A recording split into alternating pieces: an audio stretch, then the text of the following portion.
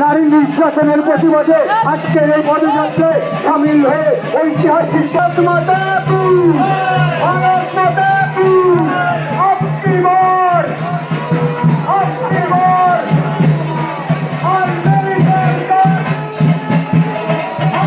Culture হয়ে গেছে। Trinamool flag ছিঁড়বে আর মানুষ আমাদেরকে আশীর্বাদ করবে, ওতে কোনো চিন্তা নেই। তৃণমূল এটাই শেখায়, মানুষের সঙ্গে প্রেম করো না, মানুষকে মারধর করো, ফ্ল্যাগ ছিঁড়ে দাও, মানুষের ভোটার অধিকার কেড়ে নাও, মানুষের ঘর বাড়ি জ্বালিয়ে দাও, মানুষের ঘর লুটে নাও, এটাই তৃণমূল, এর নামই তৃণমূল। এমন আশীর্বাদ 2019 থেকে অনেক বেশি। এই পাড়ায় মানুষ কত সন্ত্রাসে ছিল, কিন্তু আজকে আমরা ঘুরলাম, মানুষ সন্ত্রাস থেকে বেরিয়ে এসছে, বলেছে আমরা লড়বো, আশীর্বাদ মায়েরা দিদিরা দিচ্ছে।